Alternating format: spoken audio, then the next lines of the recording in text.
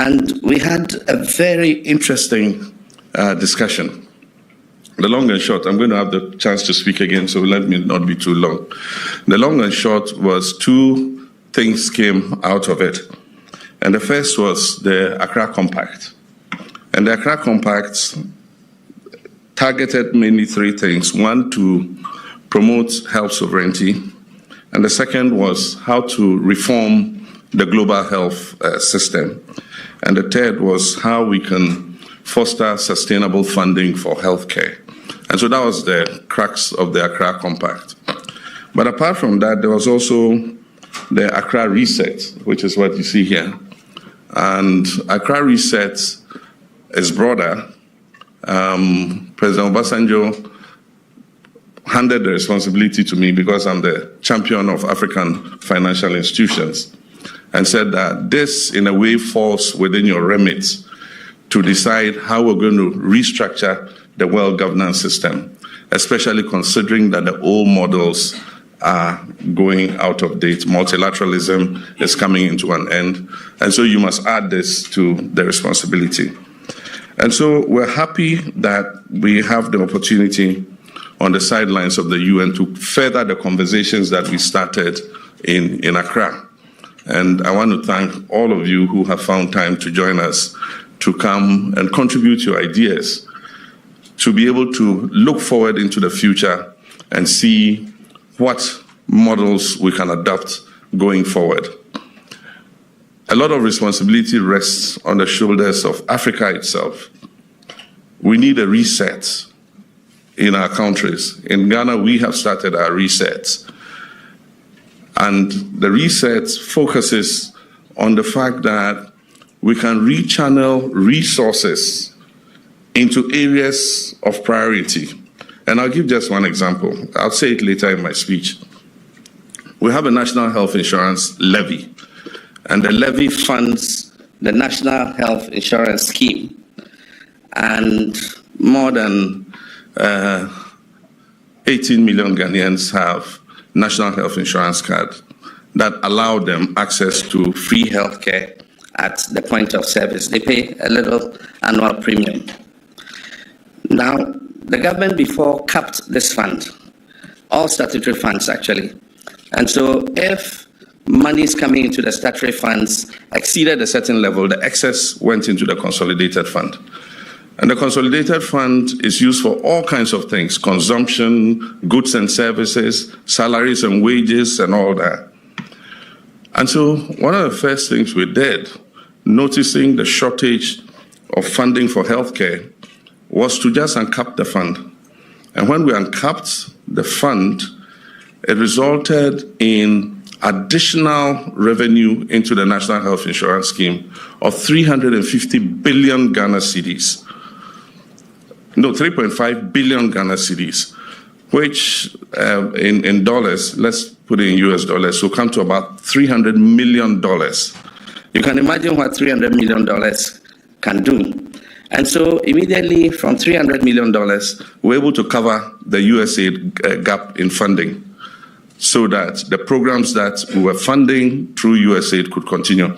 And so there's a kind of innovative thinking that we need to do. And a lot of that depends on us as leaders to be able to look at how we can move resources from other areas that are not priority into areas that are priority and have tangible benefits for our people.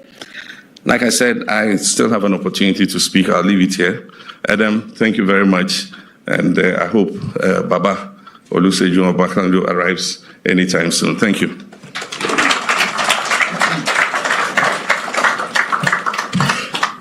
Thank you very much, Your Excellency. We're going to do a slight modification on the program as we get President Obasanjo here. So I would like for us to, because this was going to come after the welcome remarks. So since the President has spoken about the reset, I want to give us a perspective of what this reset involves. So, with your permission.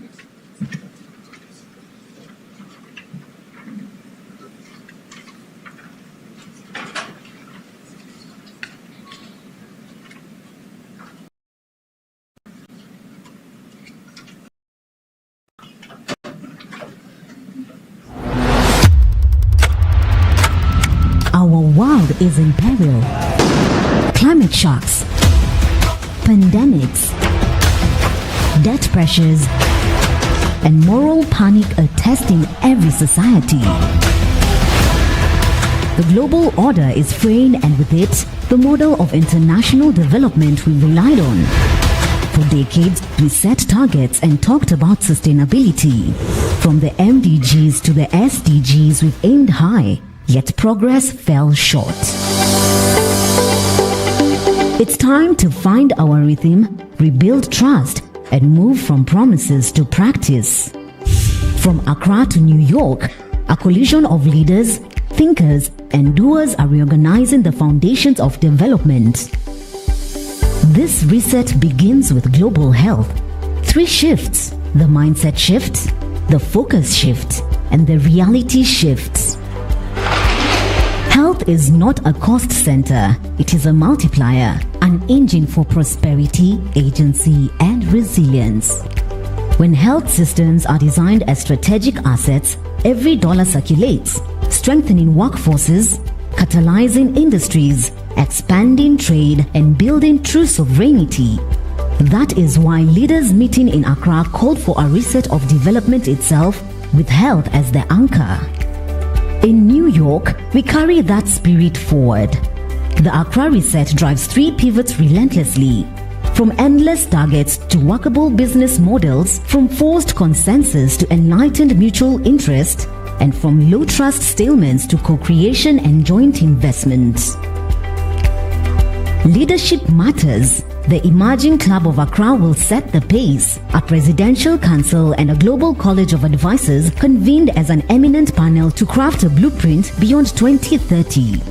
This blueprint moves us from a limits of growth mindset to pivots of growth, planet-positive sectors, biodiversity, climate, food, skills and health, powering inclusive prosperity. Prototypes are already moving. A new health governance architecture, 4D platforms like Proper for supply chains, AfterHub for trade, and Panabios for digital health, BioNovak to accelerate biotech, and the Sustain framework for fiscal resilience. The vision is practical. Our capability model to sustain gains, risk-sharing tools to defend them, and new infrastructure to grow them. Using multiplier indices and synergy maps, the Accra Reset directs every new dollar to where it multiplies impact.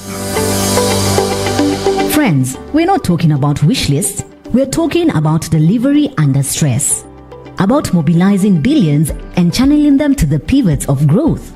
From hospital wards to factory floors, from labs to logistics hubs, we will build systems that last.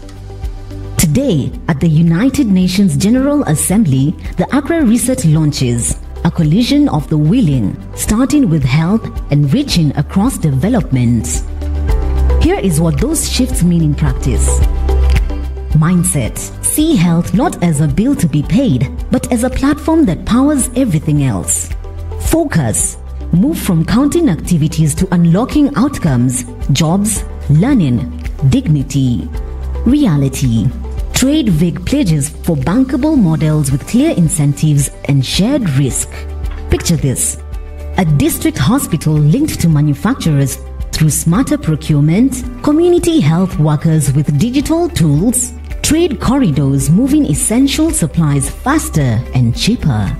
The result is more resilience when shocks hit, and more opportunity every day. Work starts locally and scales fast. Cities and districts pilot. Countries and partners scale what works. Workability is the name of the game. Investors bring patient capital. Innovators test 4D platforms. Governments track multipliers, not just line items. This collision is open by design. African, Asian, Caribbean, Latin American, and global institutions moving with purpose.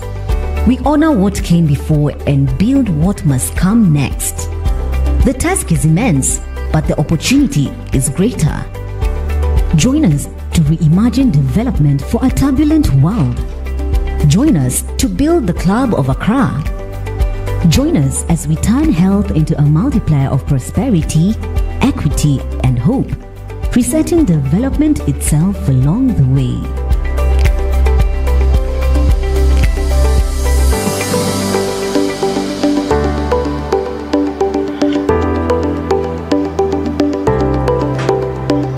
From the Club of Rome to the Club of Accra, 60 years old.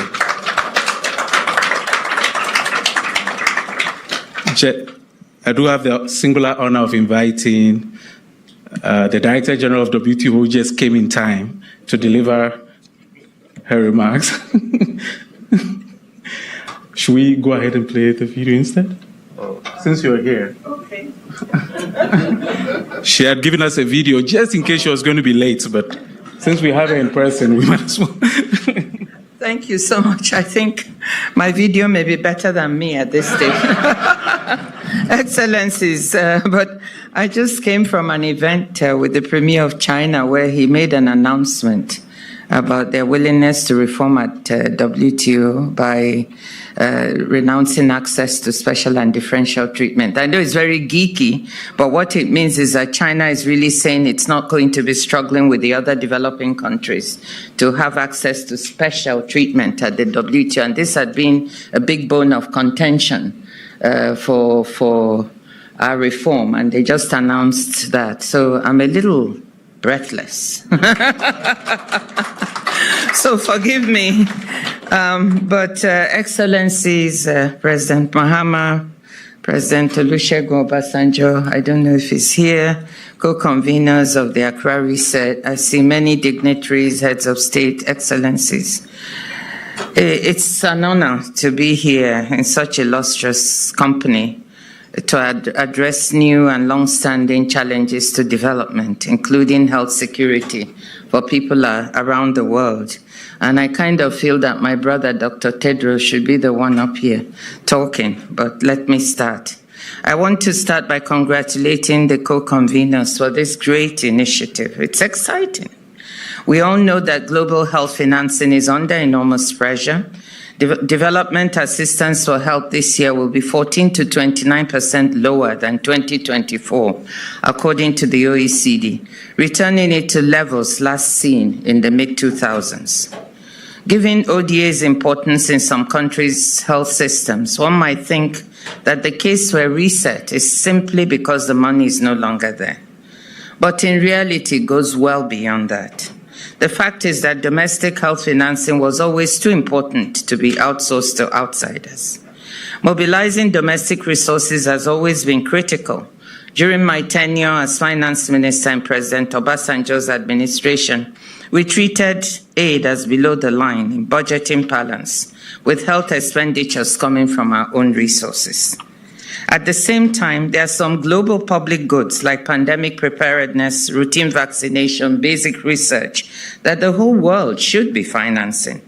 For traditional donors, supporting these areas is a matter of longer-term self-interest. It's not about helping others. It's in their self-interest to finance these things. But we should also think about creative mechanisms for developing countries to contribute proportionate to their means. As Director General of the WTO, I want to point to 3 ways in which trade matters, because many people say, what on earth is trade doing with health financing? But it matters for the health reset and for the Club of Accra's wider workability agenda. First, because trade offers a path for countries to raise productivity, boost growth, and earn export revenue, and in the process, make it easier to meet health financing needs. WTO economists estimate that between 1995 and 2020, trade costs reductions boosted low-income economies' GDP by 33%. That means a lot more fiscal space to fund resilient and effective health systems. Second, because in a crisis, open and smoothly flowing trade is a vital means for producing medical goods and services and getting them to people in need. During COVID-19, trade in face masks nearly quintupled. Vaccines were manufactured at scale in supply chains, cutting through as many as 19 countries. But then the pandemic also exposed vulnerabilities. We know that Africa was at the end of the queue and didn't receive the vaccines when it should, because pharmaceutical manufacturing capacity in Africa was lacking. And these are some of the things that we must now take care of, which I hope that the Accra Reset will take on as part of his agenda. And we all know that my brother, Dr. Tedros, has already launched quite an initiative of which we are also supporting at the WTO on these issues. This brings me to my third point, which is that building workable manufacturing capacity on the continent will demand cooperation on trade regionally and globally to lower barriers to key inputs, align standards and regulations, and streamline border procedures so that regional value chains can operate efficiently. This matters beyond supply security and resilience. The idea that vaccines, diagnostics, and therapeutics are being made primarily in Africa for Africans might help push back against the dangerous rise of vaccine skepticism that we see increasing online and in social media. Whether we think of it as a reset or a repositioning, the time to act is now. And that's why I'm excited about this initiative. So let me conclude, Excellencies, by saying we wish you the best. We're here to support you. We want you to succeed. And this could not be more timely. Thank you.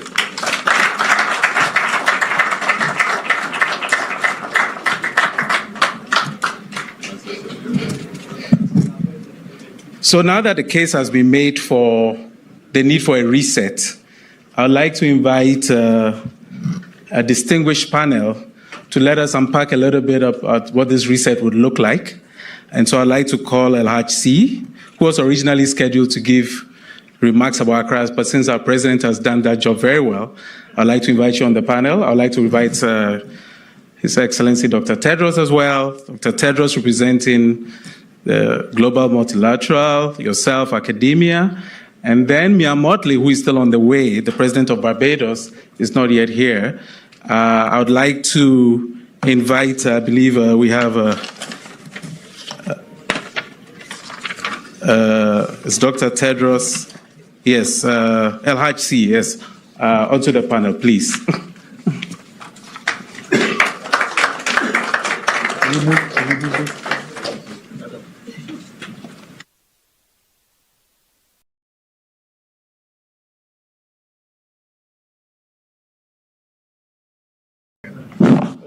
Please, there's free seating. Oh, okay. All right, so we cannot. Okay, I've been told that this is a manual, so we need to. We need one. We were going to have Mia Motley, who is not here yet. So maybe we'll volunteer. Dr. Obi or Winnie? Okay, so we'll bring Winnie in, and El-Haj will come back to you later. Okay, but that gives us two multilaterals. But please, so Winnie. So we're trying hard to avoid speeches in this event, except for the keynote, because we want this to be a co-creation. We want it to be conversational, and we want to take away all inhibitions, right? So I'm going to start with Winnie, who we managed to get on the spot.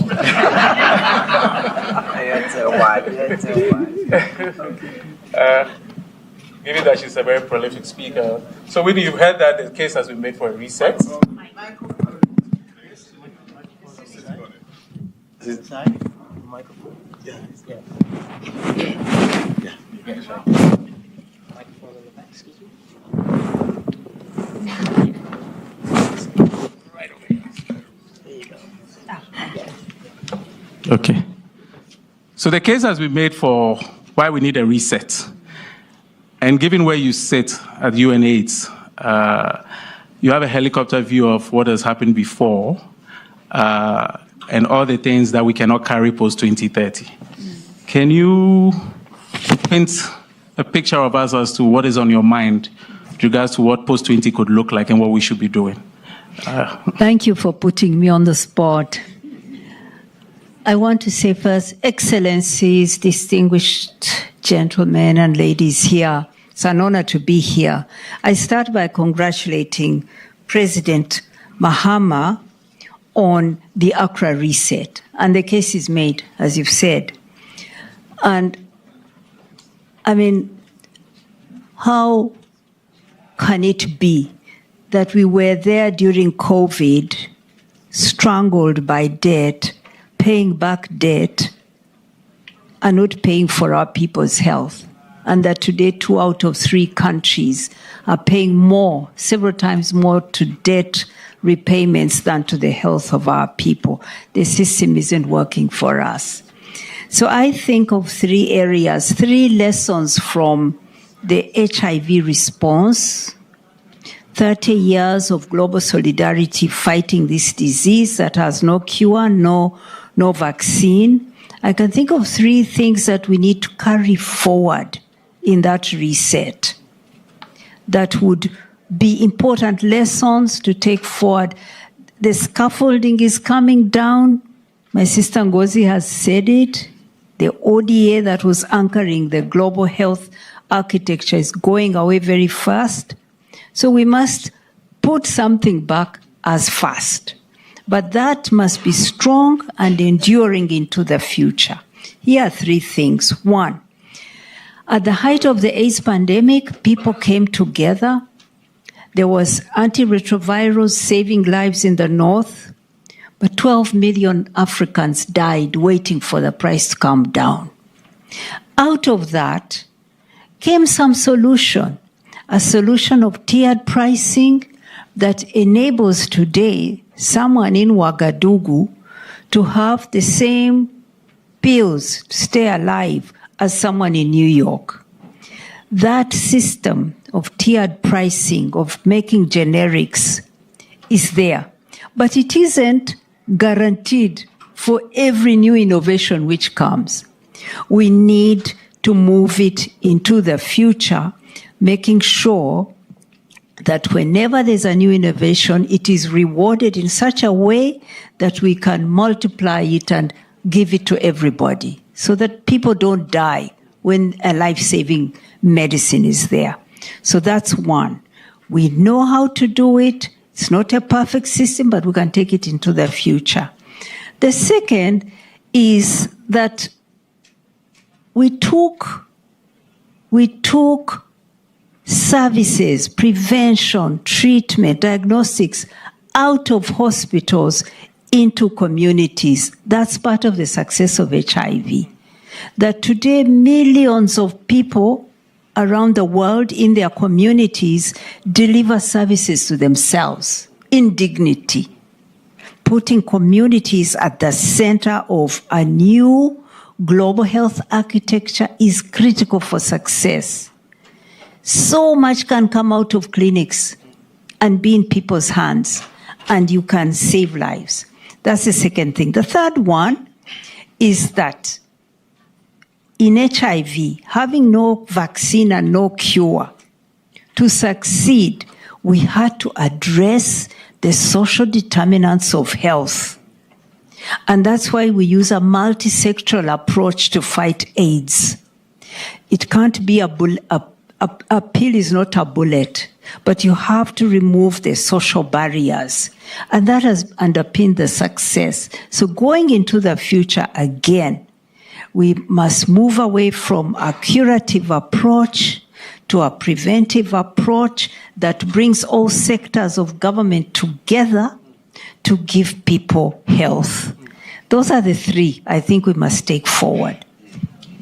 Brilliant. We had originally reserved this seat for a political person because we wanted a multilateral political and government. Forgot that Whitney is also political, so she spoke well to address the 2 issues.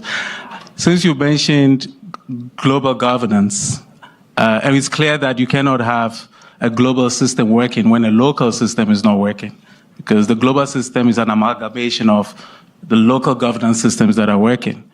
I always tell people that you can integrate 55 countries in Africa if you can integrate departments, ministries, and agencies within one country.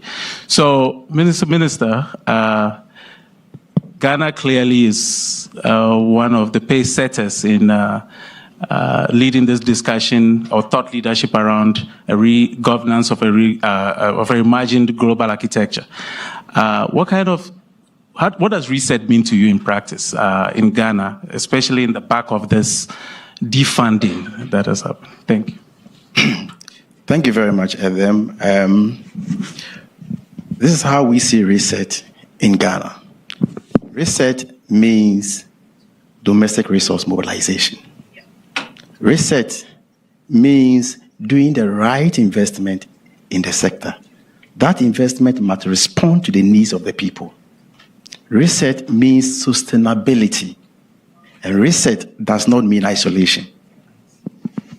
You know, before I became minister responsible for health, I was a member of parliament, and I'm still a member of parliament anyway, from a rural constituency. And so I appreciate that when that small child in the village gets vaccinated at the right time, when that pregnant woman in the village gets the insecticide-treated net.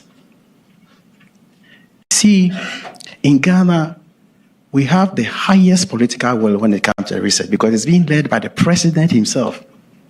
And as he has already indicated, one of the major reforms he made in the country was to uncap the national health insurance. And what is very interesting about uncapping the national health insurance is that that revenue, that money, that 300 million he made mention of, was used where it's needed most. And so today in Ghana, we are rolling out free primary health care. We know that cost is a barrier to primary health care. In order to achieve the universal health coverage, in order to do the right screenings on time, in order to detect the diseases at their early stages, we are talking about NCDs. We have to remove the financial barrier with respect to primary health care.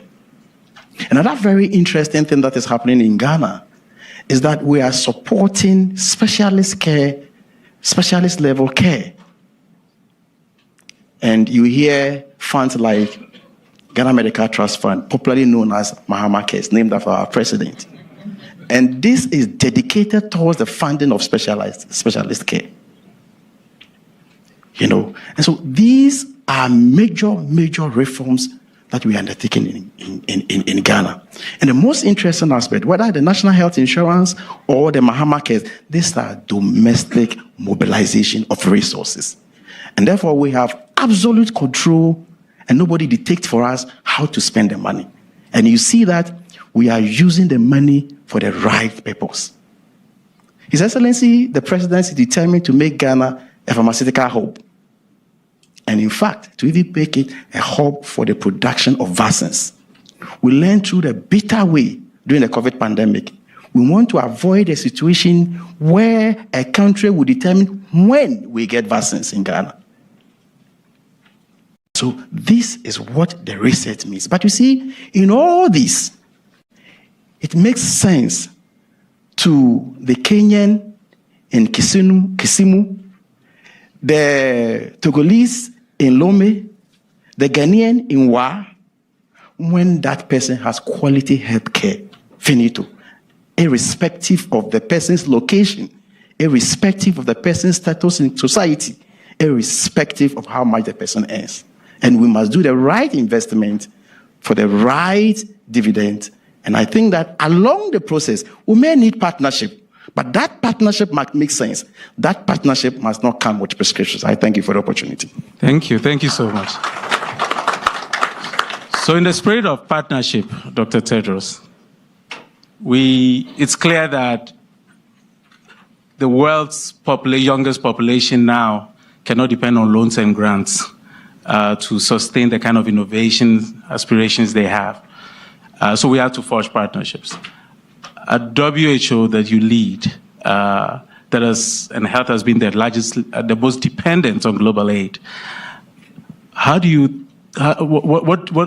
your vision and what do you see from the helicopter view where you sit that we should be doing to forge the kind of partnerships necessary to make this reset work? Because it certainly cannot be business as usual. Yeah, thank you. I think my two fellow panelists have said many of the key things. Even when you talk about partnership, I don't think it will be seen from the angles that the minister had said, and also what Winnie said. I think the current times we're in, difficult times, probably painful as well, because as you know, in WHO, many were interested to know how we're doing. The difficult process we're passing through, and big part very, very painful.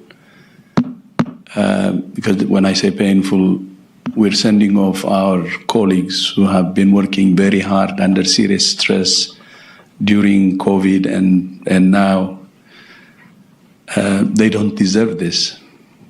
So that pains me. But at the same time, we see that during these difficult times, there is opportunity to reset the organization, and opportunity to change. So the partnership should also be shaped by new thinking. But something that has to be at the center, whether it's partnership or other things, is what our continent needs. It's a mindset issue. I really enjoyed the video earlier. It's about mindset. I think we need to have a can-do attitude. We need to have an attitude of self-reliance.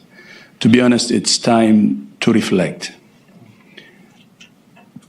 Meaning, we have our own problems, especially the mindset of aid dependency. Cleaning is from inside out, right? Before you talk about partnership, I think internally we need to clean what's wrong. So one is the aid dependency mindset that has to change. But at the same time, then when it comes to the partnership, our partners should also change their mindset. When, for instance, we say Africa doesn't need charity, it needs fair terms, then our partners should have a mindset of creating the right terms. I think my sister Ngozi can say more on this, whether it's trade or investment or whatever. I think the right terms will be very important. So for whatever we want to achieve, we aspire to achieve, or for the partnership to succeed, I think what is important is, first, the honest reflection ourselves and clean our problem, and second, the change of mindset we expect also from partners, which is, as I said, we need the equal terms. Otherwise, I don't think we need the aid, actually. For instance, there were some figures I was reading. Africa loses $90 billion in 2023, actually, to illicit financing, while it gets $74 billion in aid. But in the illicit financing, what happens. It's two to tango. So there is a share of our own problem and a share of also other players. So I see a better future, to be honest. There is a challenge if we can use it properly. So, and I see many things going in the right direction. Many leaders I have met are saying exactly the same. It's time now. We need to have a mindset change. And the example that President Mahama gave us earlier is very important, the $300 million to cover the USAID funding gaps. And then the minister said we should focus on domestic resource mobilization, and there is the means. We were even discussing about it when I was in Accra last time. The immediate could be raising taxes on alcohol and tobacco. But the long term would be what President Mahama said, to strengthen the insurance system further, that we can mobilize resources. And then the second, from partners, I would give the best example was when Gordon Brown was Prime Minister and I was Minister of Health and I was a member of his committee. The mindset from partners' side, that he promised one plan, one budget, one report, and there was the same compact we signed then. And I remember the first compact signed in Ethiopia generated a lot of money. Not only that, it was in one basket, all donors using that one basket, except one donor. Maybe you'll guess who that would be. And the investment in strengthening the health systems, starting from primary health care, was from that one plan, one budget, one report. So leaders can do exactly like what Gordon Brown started some years ago. The reason I'm bringing this as an example, though, is if you talk about partnership, then the other side can help. And instead of giving aid, which could be giving fish today, but the support that comes is used in capacity building, which is exactly the same principle we have agreed when the compact was signed. I think with this, we have a better future. But the key for me is, forget the rest, it's a mindset issue. Are we really ready to confront our own problems? And are we really serious when we talk about self-reliance? And are we ready to act? The word is, everybody says it, but are we ready to act and march forward? Thank you. And well, thank you so much on that very, very inspiring but hopeful note. Given that you all have very competing interests, we're going to draw the curtains on this lightning round of fire chat. Like, once again, a round of applause to Dr. Winnie, Dr. Tedros, and Honorable Minister of Health of Ghana.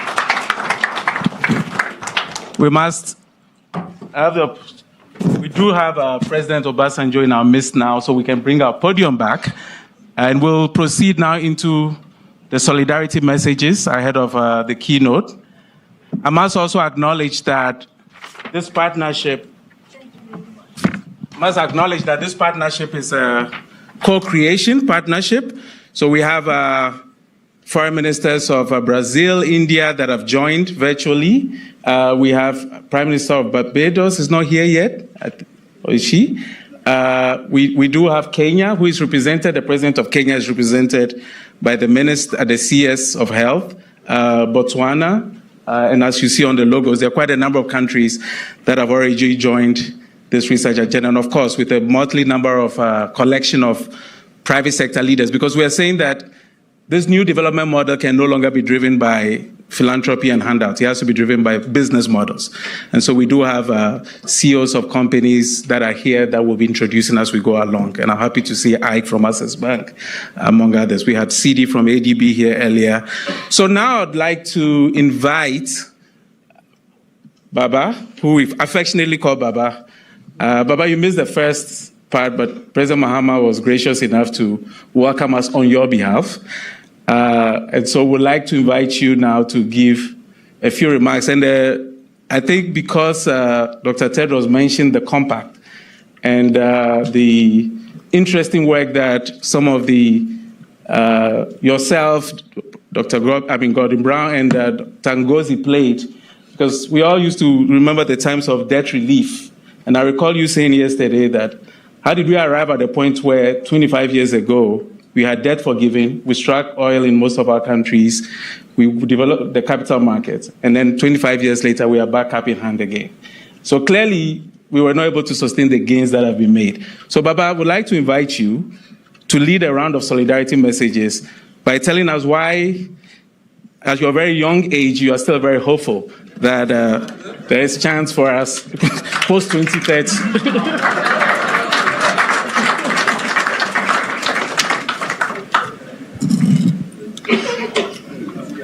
President Mahama, I understand you have done part of my job before I came in. Thank you very much. You are a good brother. You've always been like that. Your Excellencies, and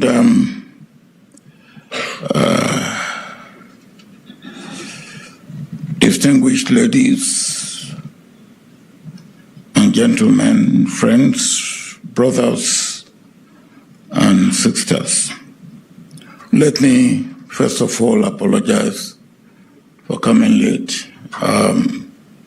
Ngozi, I miss your points, but of course, since I sat by your side and you whispered into my ears what you said,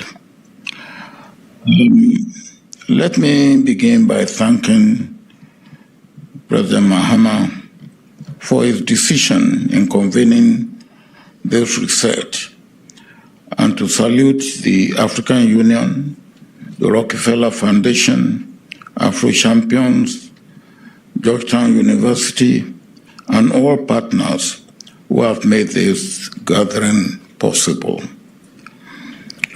I have sat in many rooms in New York in the past, and here we are again sitting in another room. My hope today is that we live not with slogans, but with solidarity. Solidarity that will work for all of us. When I first held office in the 1970s, the world was turbulent. Debt crises, regional wars, global rivalries, but with some predictability, and there was some degree of structure. The Cold War, for all its dangers, was governed by certain rules. The multilateral system that succeeded the Cold War, though imperfect, provided avenue for dialogue and compromise. Even when painful, there were patterns leaders could navigate. Impunity was or never reared its ugly head. Today, the turbulence is of a different kind. The multilateral system is frayed, unstable to command the trust or compliance it once did. The global aid system is in decline, if not drying up.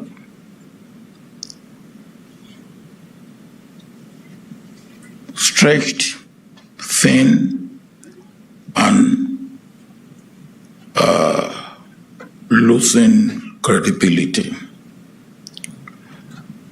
Geopolitical tensions are rising, with fears of a new Cold War dividing the world into camps that undermine cooperation and solidarity. And these collide with threats that respect no border. Climate change, pandemics, food insecurity, and financial contagion. This is not turbulence we can simply predict or manage with the tools of the past. Crises now intersect, cascade, and accelerate one after another. And it is precisely in this era that solidarity must be reinvigorated. defined, refined, not as charity, but as our sincere insurance policy and common security. I've witnessed solidarity change lives. First, debt issue. At the turn of this century, Africa and several developing countries in Asia and Latin America were drowning in debt. Some countries were spending more on servicing interest payments and debt service than on health and education of their people put together. Along with others, I pressed the case for continent. I pressed the case no continent can grow chained to impossible debts. At that time, world hesitated, but through the Jubilee 2000 campaign, through the G8, through alliances of governments, civil society, and faith leaders, momentum built. Out of that came the HIPIC initiative, and later the multilateral debt relief initiative. In total, more than $100 billion of debt was cancelled or forgiven for over 30 African countries. That was not an act of charity. It was an act of solidarity and justice. That was solidarity institutionalized, and it worked. Nigeria was a beneficiary under my watch, and I will want to thank Prime Minister Brown.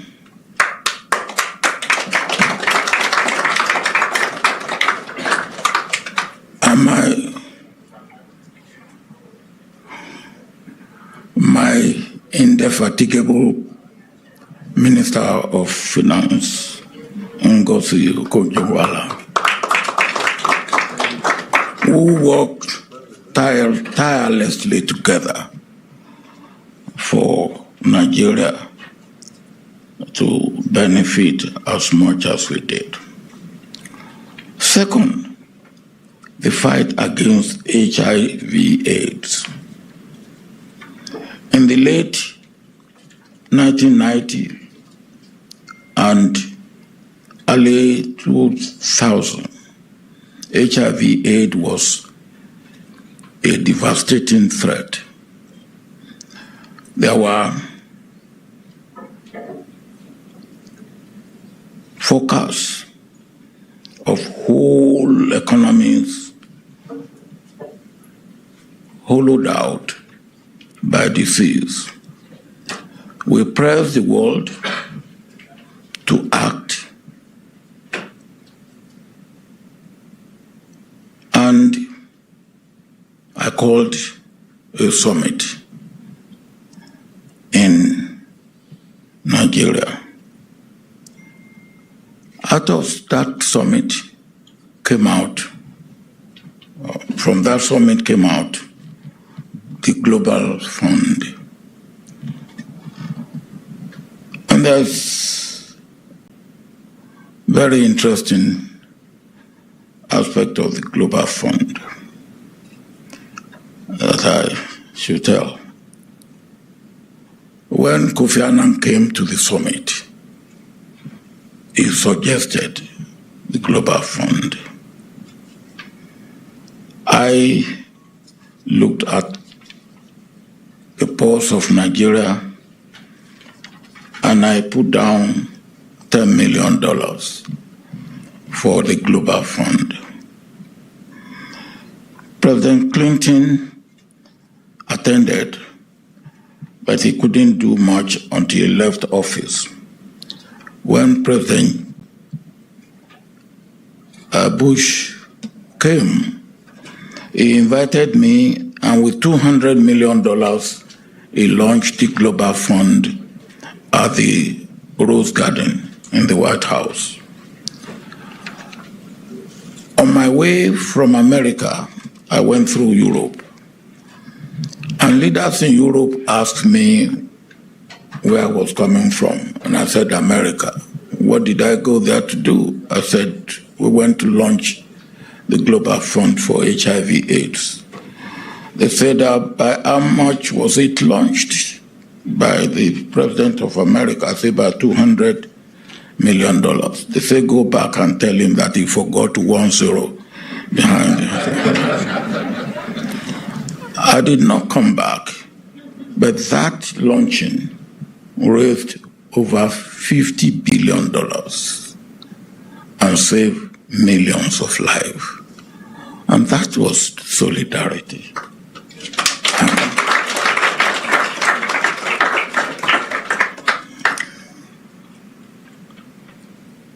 These platforms prove what solidarity could achieve.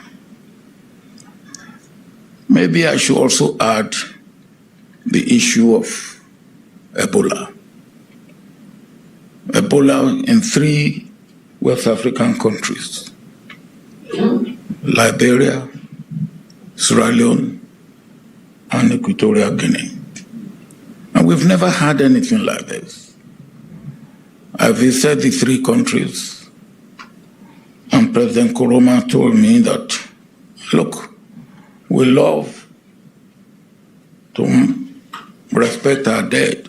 So when people died, we woke up in the morning in Freetown, 50 people died overnight. We take care of the dead body and all that, and we didn't know. But at the AU, 100 people were already set aside to try and go to these 3 countries to help. But there was no money. The chairperson of AU then, Madam Zuma, we talked together and we thought we could raise money from the African private sector. And we called on them. And $30 million was raised. And that was used to send AU specialists to the 3 countries that were badly affected by Ebola. Again, solidarity.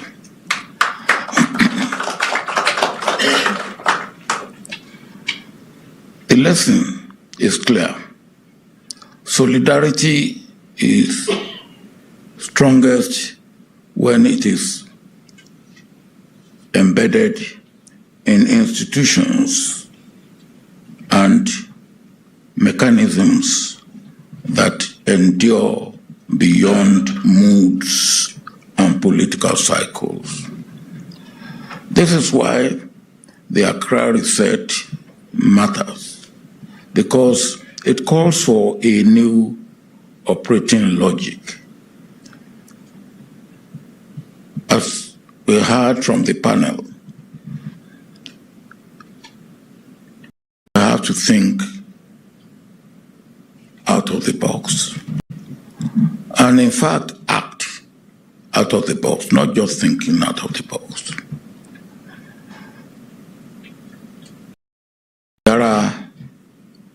And these, for me, are in 4 areas, 4 important areas of health, education, food and nutrition security, and climate change. These 4 areas are interconnected, interrelated, and we cannot treat them in silos. We have to treat them together, I believe. We have to look for fund and investment that are safe and secure to replace aid. We must move away from aid dependency. I have raised the issue when these ideas came with public sector people, private sector people, multilateral institutions, and the civil society. I thank Prime Minister Gordon Brown again, because he was one of those I first went to. And you accepted and you agreed to work along with us. I must, of course, especially thank President Mahama. When I came, I remember you said you have a trailer. And I said, I'm not adding another trailer to you. I'm just putting a luggage in your existing trailer. And here we are. I thank both of you for agreeing to be a fellow traveler in this new enterprise, if I can call it an enterprise. If we succeed in redefining this process, then this gathering will not be just another side event in New York during the UN General Assembly. It will be remembered as the moment Africa initiated the Global Solidarity Action, and the world chose solidarity as the only workable path forward for survival and progress. Thank you for listening. Another round of applause. Baba told me a long time ago when I thought he was talking for too long. He shut me up and he said, when you have age, you have the right to speak. When you have power, you have the right to speak. I have both. So I would like to invite, moving swiftly along on solidarity messages, and we'll plead that we can make it very brief in 2 minutes, and since very enlightened speakers who have the ability to deliver a very good message in a short time, may I invite Prime Minister Gordon Brown to deliver your remarks, please. Can I first of all thank President Mahama for leading off today. Your support for the health initiative, your work in your own country is something that is recognized not just in the African continent, but in every continent. Thank you for what you're doing. And I want to also say to President Obasanjo, your mention of the word solidarity is what we are talking about today. Just think what we can achieve when we work together. Now, I have thought you were late, President Obasanjo, because of all the many other initiatives you've taken. You are now reorganizing the traffic system in New York, because that is desperately needed. But your initiative on health here is something that will be recognized right around the world. Thank you for everything that you do. The cuts in international aid were savage, they have been sudden, they have been unprecedented, and they're unforgivable. And they've left people starving in many places, dying in other places, and left countries with the burden of debt. And I am prepared with all of you to lead a campaign to relieve that burden of debt, because it is desperately needed. But the option that we now have is to build what we call health sovereignty. African-owned, nationally led, locally delivered healthcare systems, that we build the capacity in Africa not just to produce drugs and to manufacture them, but to deliver healthcare in all its aspects. And I applaud your initiative in Ghana for free primary healthcare, and that must be the model for the future in the whole continent.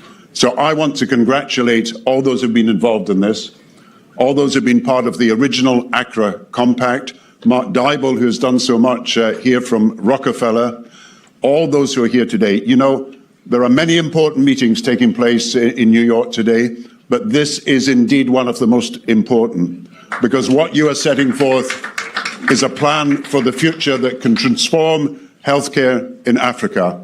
And I believe it is a measure of the importance of his initiative that we have so many leaders here today, so many leaders supporting this, and so many on video listening to this today.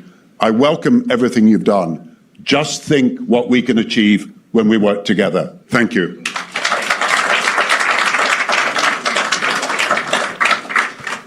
So I have the privilege of putting another leader on the spot who has just come in time to deliver her solidarity remarks. She was originally scheduled to join us on a panel. She is also, together with President Mahama, the lead advocate for reparations on the continent. I will spare her a few minutes as she gets her act together, and I'll invite the CS of Kenya to come deliver the remarks on behalf of President Ruto. It's the CS, Cabinet Secretary of Health, delivering remarks on behalf of President Ruto. Thank you. Your Excellency, President Mahama, thank you for your visionary leadership in convening us for this bold and timely initiative. Kenya joins you in embracing the Global Presidential Council to drive forward the Accra Reset. This platform can reimagine how nations collaborate on global health, not as recipients, but as co-authors of a new era in health sovereignty and resilience. On behalf of President William Ruto, I bring greetings from Kenya and reaffirm our unwavering commitment to global solidarity, equity, and innovation in health. Excellencies, distinguished leaders, the current global health architecture is not fit for purpose.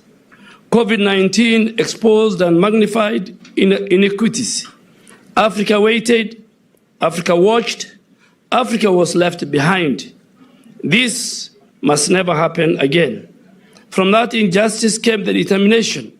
The next global health order must be anchored in equity, must be rooted in accountability, and driven by leadership from the South, not merely as implementers, but as vision setters. The time has come to finance our own ambition. The old paradigm of dependency is no longer sustainable. Kenya believes in bold, future-facing models of health financing, from domestic resource mobilization to innovative pooled funds, from catalytic private sector engagements to regional health investment banks. We cannot build resilient health systems on borrowed goodwill. Health must be seen as an investment in productivity, in justice, and in security. When people fall sick, they cannot afford care. The foundation of our social contract is then threatened. And that's why Kenya has today enrolled over 26 million people into a new social health insurance scheme, with the most vulnerable fully subsidized by the state under the primary health care. Our approach is guided by a simple truth. universal health coverage is not a slogan, it is a sovereign obligation. From the remotest community to our referral hospitals, we are building a system that is inclusive, efficient, and digitally powered. Yet health does not exist in a vacuum. Climate change is today's most pervasive health threat, driving hunger, disease, migration, and loss of livelihoods. Kenya supports urgent integration of climate resilience into health planning, from early warning system to green infrastructure. Equally, we must demand a strong global compact on pandemic prevention and preparedness. Pandemic knows no borders, neither should solutions. Kenya calls for a robust regional surveillance, fair access to vaccines and therapeutics, and full support for pandemic treaty and its annex on equity. This is not a charity. It is an enlightenment self-interest. But no health system can stand without its people. We must invest in the workforce, community health promoters, nurses, doctors, and technologists. Kenya has deployed over 100,000 digitally enabled community health promoters because the future of health is anchored at the community. Excellencies, this is our moment to lead. The Global Presidential Council must be a platform for accountability and ambition, where commitments are monitored, financed, and translated into action. Kenya welcomes this shift from a fragmented, reactive model to one that is strategic, South-led, and anchored in shared sovereignty. In closing, let us remember, history does not bend on its own. It bends through the courage of those who dare to imagine a different future and the tenacity to build it. On behalf of the President of Kenya, I reaffirm our full support to this Council. Let this be the beginning of a new chapter where Africa leads and the world listens. I thank you.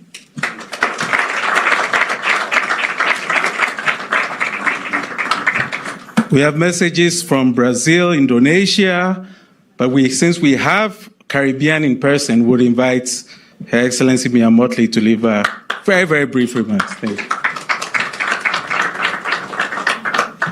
Thank you very much, Your Excellency, President of Ghana, Baba, my senior, who has caused me to be here, and he summoned and I appear. Prime Minister Brown, distinguished guests all, let me say that the pathway towards bringing the Caribbean closer to Africa had its modern roots in the last few years on this very issue of healthcare. We are so small that when we make orders, people say, we'll get back to you. And invariably getting back to you means no delivery. We went through a rude awakening during COVID, and that prevented us from being able to do the things that governments take as their duty to protect their citizens. And it was only when Dr. Tedros introduced us to Strive, who was at the time leading the effort for the establishment of the African Medical Supplies Platform, that we were able to get a clear pathway separate from the generosity of the Prime Minister of India. We have, since I came to office in the last 7 years, been able to rely on at least 2 cohorts of nurses from Ghana to keep our health system in Barbados stable.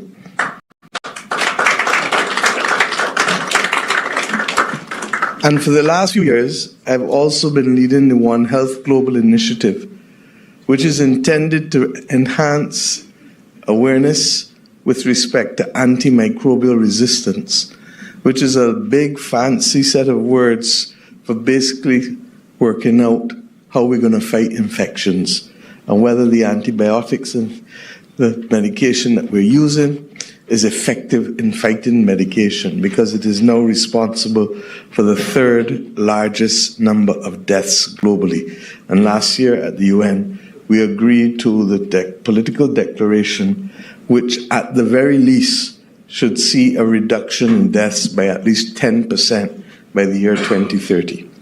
There is no issue that has the capacity to bind our people and our governments more than cooperation in healthcare. And I give you those three examples to show you that this is where the rubber hits the road. But I want to leave you with one other. And I'm sorry that Ngozi has left because we've been engaging on this. We need, and we've done the initial paper, for an opt-in South-South alliance with respect to pharmaceuticals, with respect to therapeutics, with respect to machinery. It makes sense because you in Africa have a demographic dividend and you have to find the jobs for the people. We have a demand in the market for the things that we need. Our people have access to technology. Their aspirations and expectations for excellent health care rise accordingly because they know what is out there. And while others who are at the very top of the population look at drugs and mechanisms to lengthening life beyond 100 years old, our people are fighting up with basic public health issues and basic issues related to chronic NCDs. The inequity that potentially exists can drive us further and further and further apart.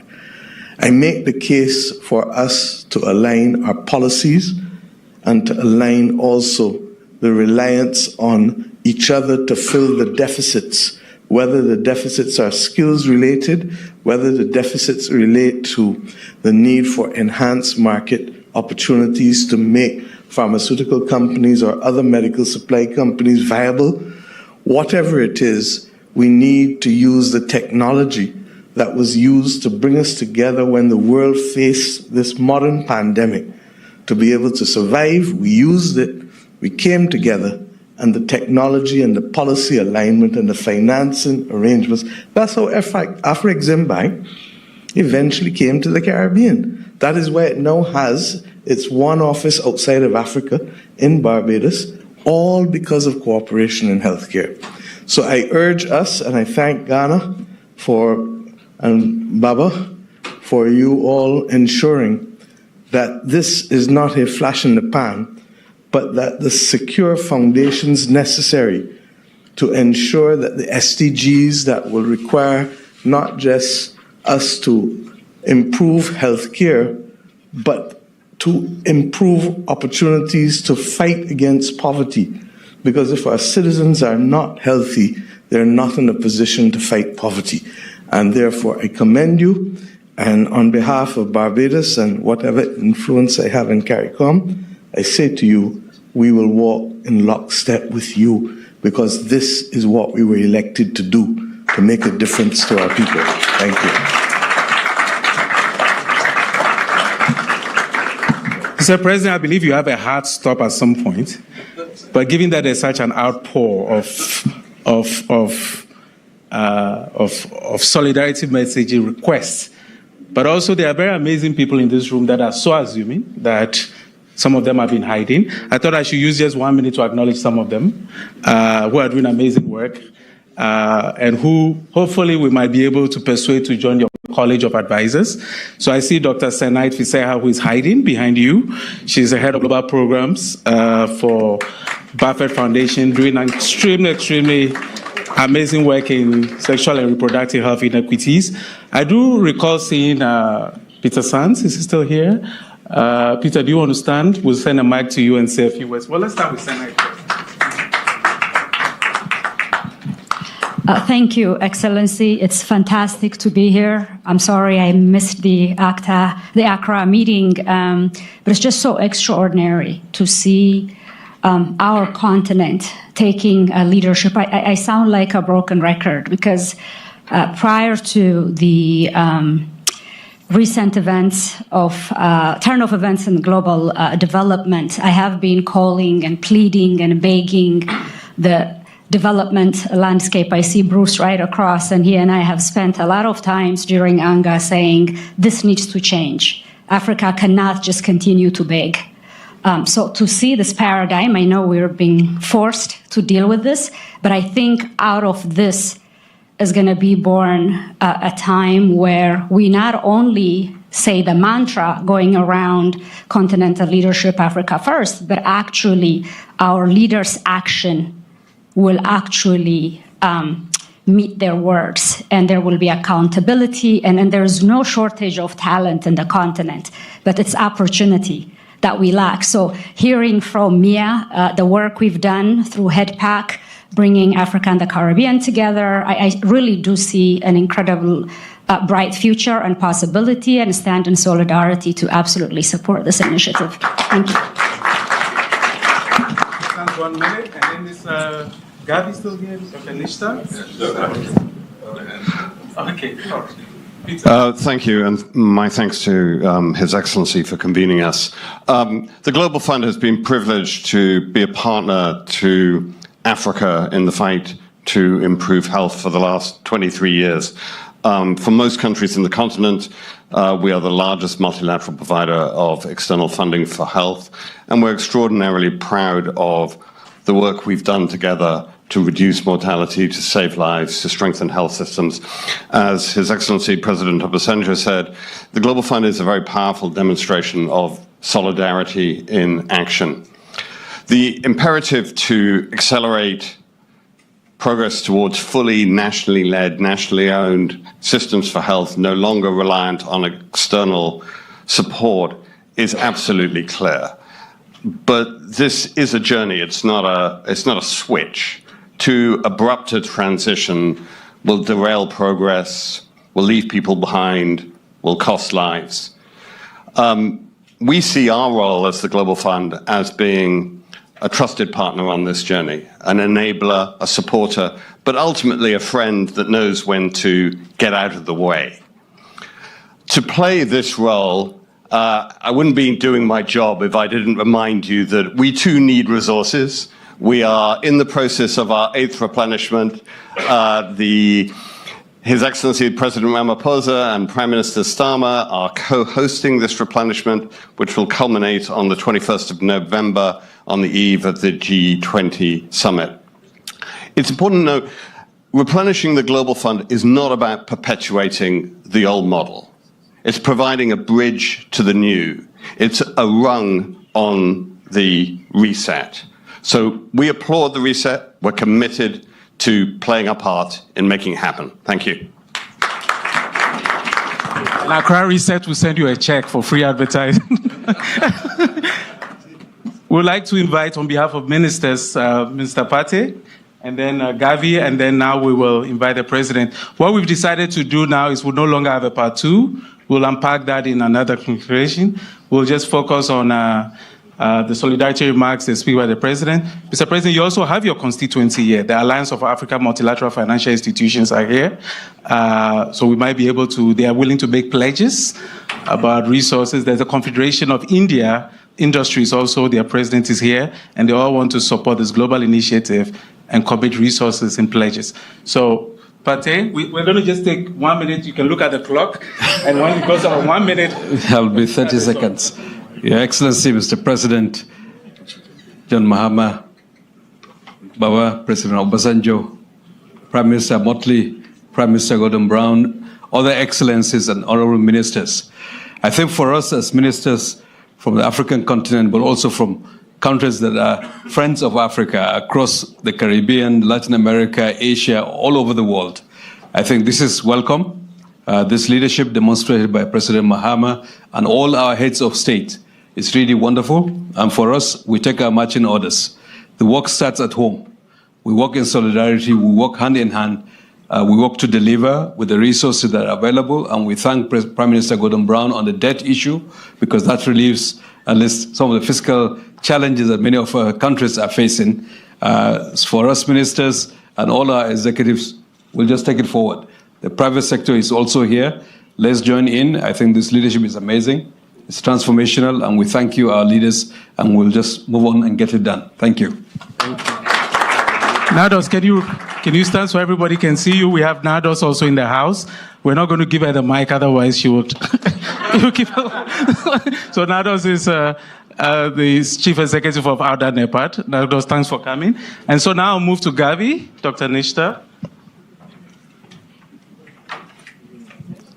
Good evening, everyone. Your Excellency, President John Mahama, and your colleagues who have supported you in this initiative.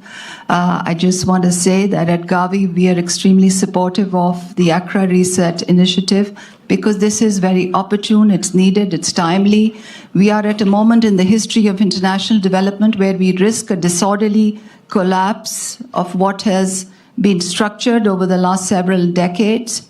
And we as an individual entities are downsizing, we are reshaping, we are streamlining, but there is lack of an overarching initiative to bring us all together. So there's clearly a need to set objectives, be clear about the scope, define a process, outline the leadership, and define what success would look like.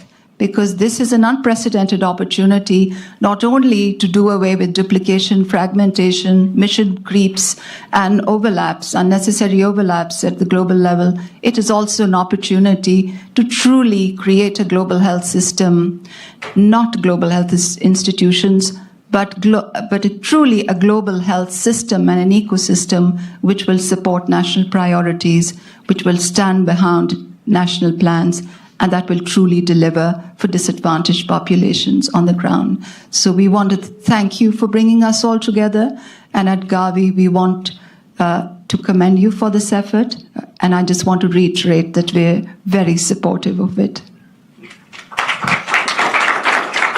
So as I bring the president to give the keynote, I'd like a few people to just stand quickly. Is Jeffrey Stark still here, or did he leave? Okay, he's gone, okay. Ike gone? Ike is still here. So Ike, would you be gracious enough to stand? Where's Confederation of India? Is Babajide still here from AMFI? AMFI is the Alliance of African Multilateral Financial Institutions. So can we put a mic to your to tell us how much you're going to invest very quickly in opportunities that are being created by Accra Reset? Because we can't depend on loans and aid anymore. So what are you willing to invest?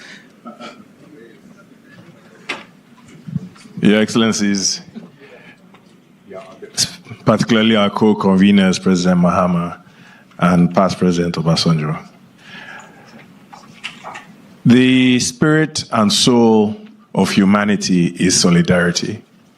And as an African, I am so proud to feel the power, the energy in this room coming from the private sector, the public sector, the North, the South, indeed, almost literally all stakeholders are well represented here, even though I want more of the voice of the youth to also be represented in this journey. There is one thing that financial institutions do, and that is they do not act on the spur of the moment. I did notice that when President Obasanjo was speaking of the 4 challenges, he said climate change. He didn't look at anybody. He said health. He didn't look at anybody. When he said financial contagion, he looked at me.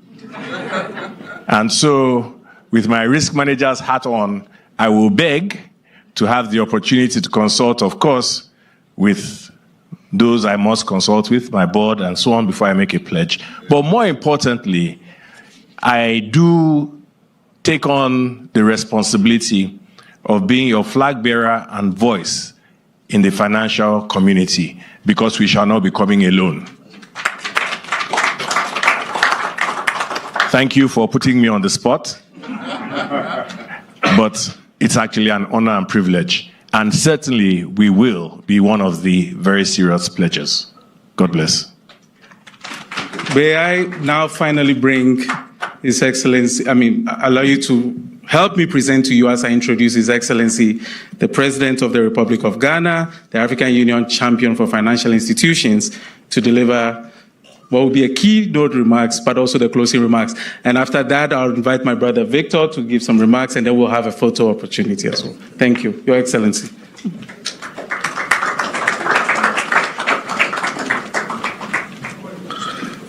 Thank you very much. Adam has done such a good job introducing everybody, and so I'm not going to acknowledge it. I'll just go straight. I just want to make two quick notes. Tomorrow, we have a side event on African financial institutions, and so there's a direct link between what we're doing today and what is going to happen tomorrow. So as many of you who can should join us. I also want to agree with what Peter said, that this is a process, it's not an event. And so we're in for the long haul. And so let us work together in solidarity to see our objectives realized. I'll just read this to put it on record. It's an honor to address you today at this historic gathering. Allow me to begin by warmly welcoming you and expressing my sincere appreciation for your dedication to the cause of development and global solidarity. Only weeks ago in Accra, Ghana, we convened the Africa Health Sovereignty Summit.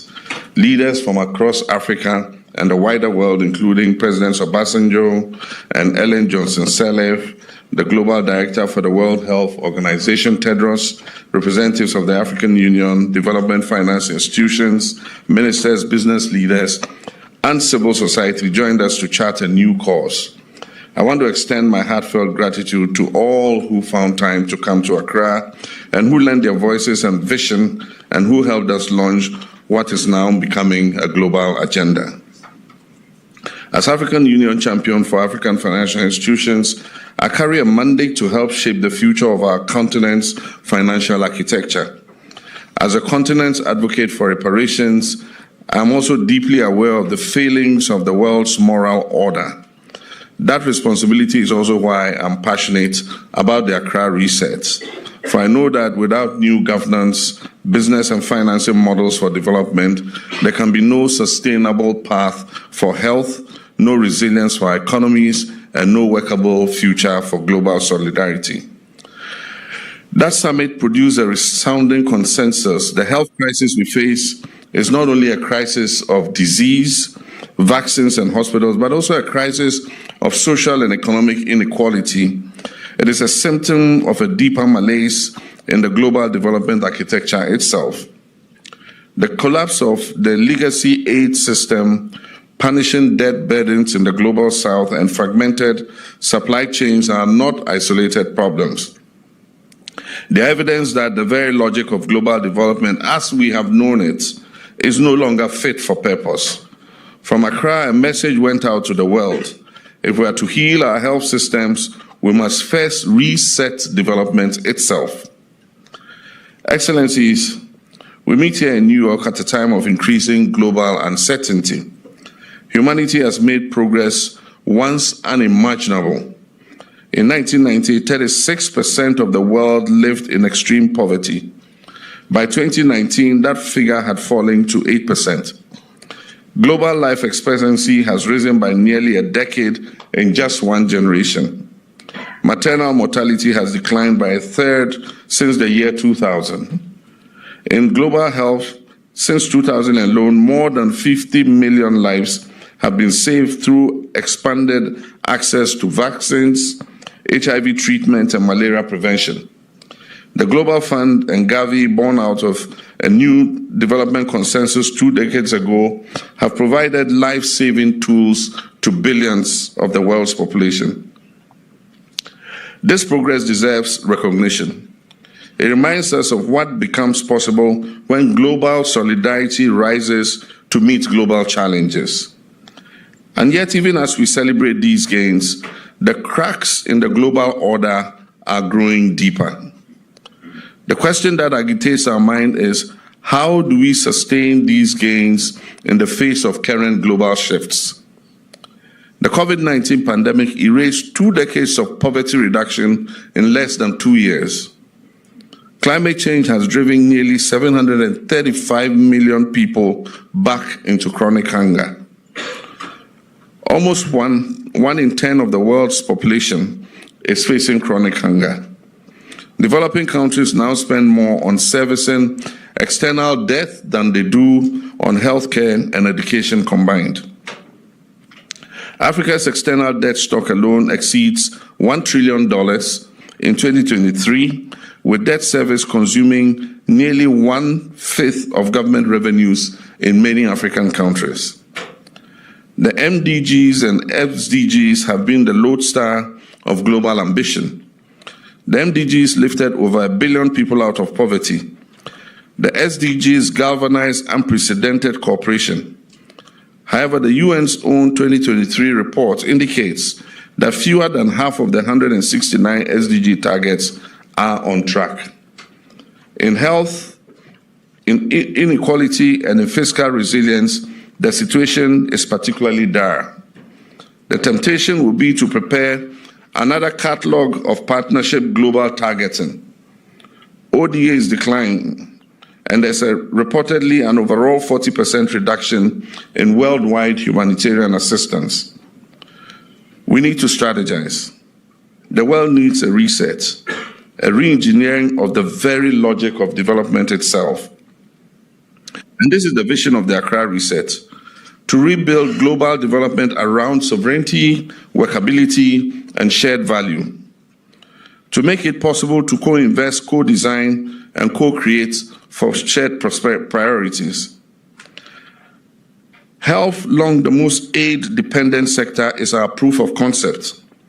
Through the sustained framework, the 4D innovations platforms such as Panabios, Prosper, and the African Continental Free Trade Area Hub, now augmented by the Health Investment Multiplier and Synergy tools, along with a new global health architecture and governance framework, we're pioneering models that move from dependency to sovereignty.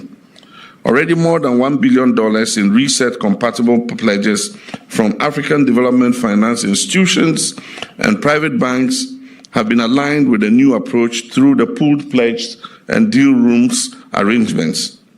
And while we launch this reset today, let us acknowledge that others have already been at work. From President Paul Kagame's leadership under the Lusaka Agenda to the Africa CDC and the African Medicines Agency, proving that sovereignty-led models are not only possible, but practical. Working together, we will not only sustain these gains, but also expand them and utilize them to protect the well-being of our people. But health is only the beginning. Africa is only our starting point. The reset looks beyond today's crisis and identifies new pivots of growth: biodiversity, climate resilience, nutrition, and empowerment economies. These are not only moral imperatives, but trillion-dollar opportunities for inclusive, climate-positive prosperity.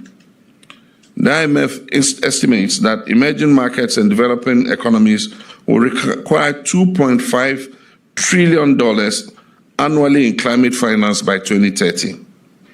Without new governance, business finance models, these needs will remain unmet. And so we must move from vision to operating models. The reset is anchored on 3 fundamental shifts. The first is a mindset shift. This is needed, recognizing that we live in an era of unpredictability. The post-war multilateral era is being ripped apart. It appears we must prepare for a period of global turbulence. The second is a focus shift, moving from beyond crafting new lists of global goals to building executable business models for coalitions, syndicates, and platforms that deliver. And the third is a reality shift, accepting that diverse, even contradictory interests are now a permanent feature of our system. And turning these very tensions into the fuel for pragmatic cooperation and mutual investment is imperative. This new model demands resource multiplication and not rationing. Instead of limiting resilience, let us multiply it.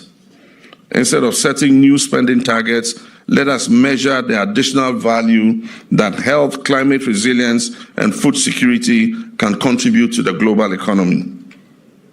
To give this research shape, we must launch a new global coalition, a partnership of the willing, the beginnings of a durable club, a presidential council comprising heads of state and government from Africa, Asia, Latin America, and beyond, which will provide political leadership to this movement. A high-level panel drawing from health, finance, innovation, and business will provide intellectual depth and evidence to this exercise. Together, this coalition will apply the operating logic of the reset to help the world rethink global development itself. It will work collaboratively with the United Nations, with regional institutions, and with the private sector to drive global thought leadership, while also serving as a platform to test and refine the new models we're looking at. Health will be our first ground of experimentation, but the lessons learned will be shared across all sectors, from climate resilience to nutrition to empowerment of our economies. In doing so, we'll drive sector strategy labs and pioneer the spirit of workability. We are discussing geostrategic deal rooms to facilitate risk sharing, investment in health, climate, food security, and job creation. But our mission goes further. It will help shape the post-SDG agenda. The world is only 5 years away from 2030. And the question is not simply what new targets should replace the SDGs, but how we design institutions and financing systems that can actually deliver. This means thinking outside the box, about new and innovative financing instruments, about fresh business models, and about smarter coalitions that multiply rather than ration resources. The Presidential Council and the high-level panel will help the world confront big questions. How do we govern in a poly-crisis era, where shocks are a permanent feature of our daily lives? How do we unlock trillions in climate finance without drowning countries in debt? How do we turn sovereignty into a multiplier of value rather than a barrier to cooperation? These are the challenges that the Accra Reset seeks to address, and the eminent minds and hearts gathered here today will be the driving force behind creating designs and executing solutions. I want to take the opportunity to thank the many leaders in Africa, Asia, Latin America, and the Caribbean, as well as our partners in the West, alongside business leaders, global multilateral institutions who have already welcomed this initiative and are collaborating to make it a success. Their support affirms that the reset is not only African in its origins, but global in its reach and its relevance. It is indeed right that the Global South should take the lead, for it is in our countries that the collapse of the old world model will be felt most acutely. And it is from our innovations that the world can find new answers and solutions. The reset is not a rejection of what has been achieved. It is the next phase of global development. Africa's invitation is to co-create a new operating system for world progress. The last major attempt to reset global development came with the Monterrey Consensus in 2001. For the first time, multilateralism formally shifted from a paternalistic approach to a partnership-based one. Health was at the forefront of this effort. Faced with HIV/AIDS crisis, African leaders like Kofi Annan and Olusegun Obasanjo galvanized the world. Their leadership produced enduring institutions such as the Global Fund to fight AIDS, tuberculosis, and malaria, and Gavi, the Vaccine Alliance, which were designed to embody the Monterrey principles in their governance and implementation. Much good was achieved and millions of lives were saved. The world again faces a choice, a crisis or reset. And just as Montero sought to re-engineer development 25 years ago, Today's fragility calls for a new vision of global multilateralism. Health is once again at the forefront of this transformation, like it was then. It is the sector that is most exposed to the failures of aid dependency, but also the sector best positioned to provide sovereignty-led models that can succeed. We call on governments, innovators, financiers, and civil society to join this movement, to move from catalogs of need to engines of value creation, to redeem the promise of development for the post-SDG era. In conclusion, history will ask whether this generation, in the face of crisis, rose to the occasion.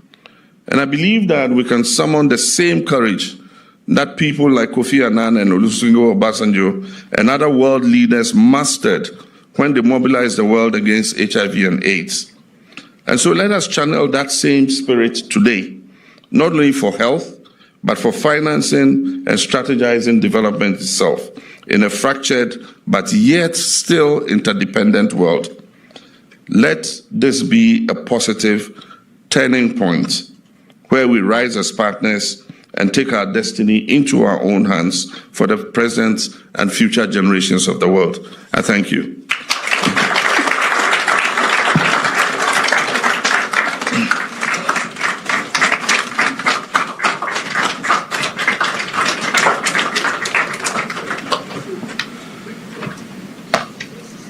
One more round of applause.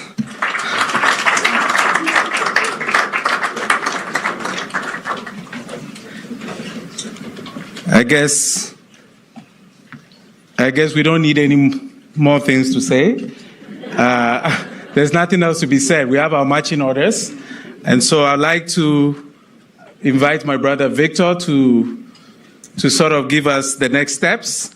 But in doing that, I'd like to also thank and acknowledge the governor of Bayelsa State and Senator Donyedri, governor of Bayelsa State, and Senator Sunday Mashak Kutunde, who have been here with us from the beginning, and all the amazing friends and colleagues who have all come to give us support. Thank you very much. We also have a report of the Accra Compact that is available, so if you don't have a copy, please grab a copy.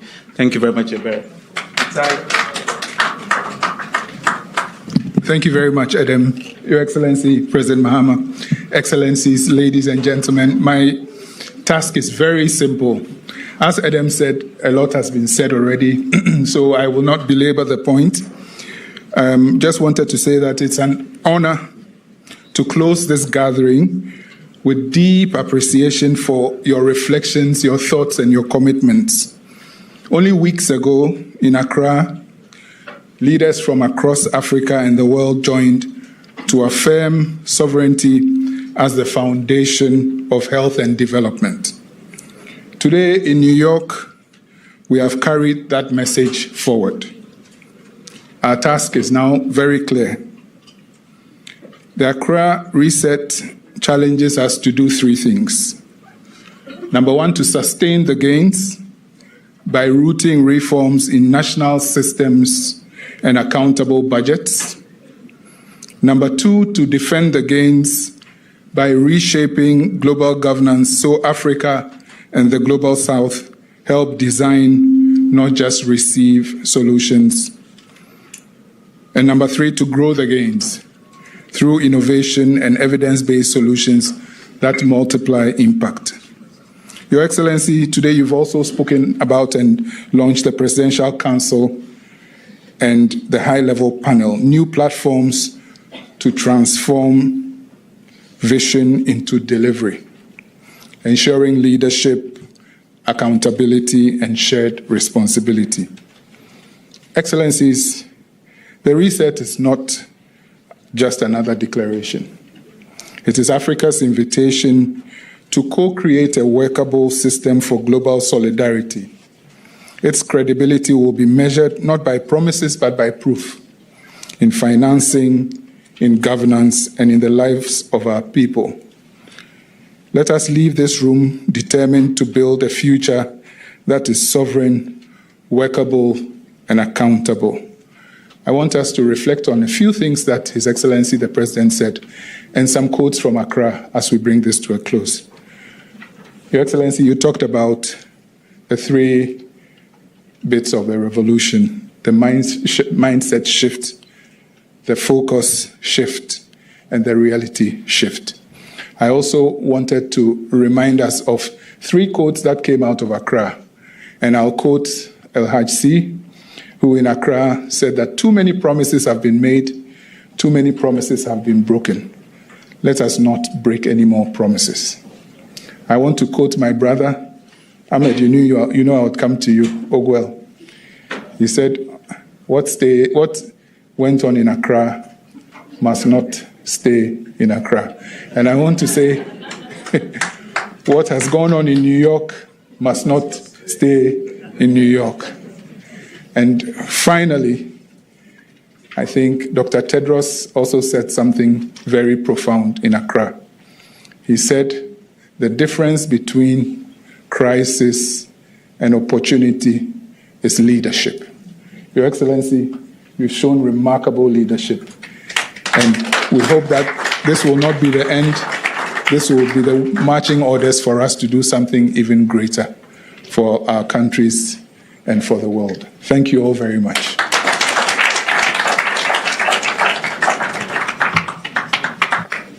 So now to the photo opportunity. So I would like to, as they clear the place for us to take the photos. The photos are going to be first the president and the conveners and former presidents. Then we'll have the president with ministers, and then with partners, and then with all of us. Okay, so it's going to be very quick. Mr. President, there was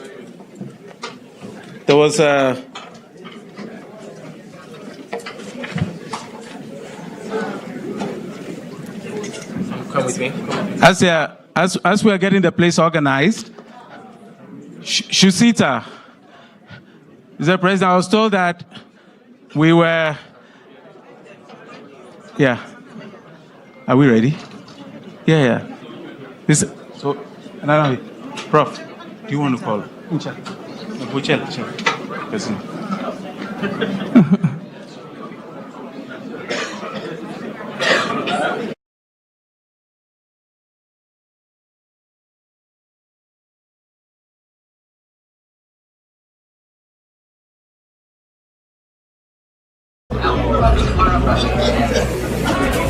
Nados, the co-conveners and partners from Accra, did Gordon Brown leave?